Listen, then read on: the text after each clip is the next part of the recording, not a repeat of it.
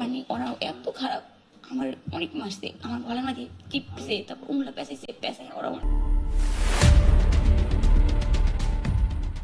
Saudi আরবের রাজধানী রিয়াদে গণধর্ষণের শিকার হয়েছেন বাংলাদেশের এক তরুণী গৃহকর্মী। এরপর থেকে 3 মাস ধরে হাসপাতালে চিকিৎসাধীন রয়েছেন ওই তরুণী।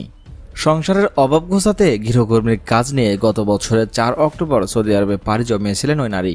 কিন্তু সেখানে যাওয়া 10 দিনের মাথায় তার ওপর শুরু হয় পাশবিক নির্যাতন। তাকে একটি কক্ষে আটকে রেখে ঘুমের ওষুধ খাওয়ানো হয়। ওই কক্ষে 3 দিন ধরে কয়েকজন তাকে ধর্ষণ করেন।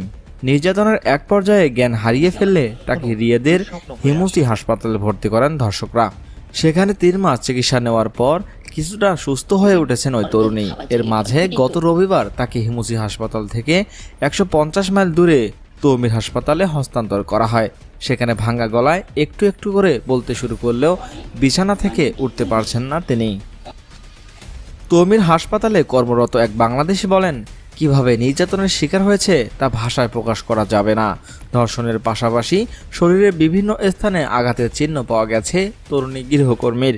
তিনি আরো বলেন, তরুণী গৃহকর্মী জানায়, সে যে অফিসের মাধ্যমে সৌদি এসেছিলেন সেখানকার বাংলাদেশিরাও এ ঘটনায় জড়িত। সে এতটুকু বলতে পারে, তার উপর কিছু লোক ঝাঁপিয়ে পড়েছিল, অজ্ঞান হয়ে গেলে আর কিছু মনে নেই তার।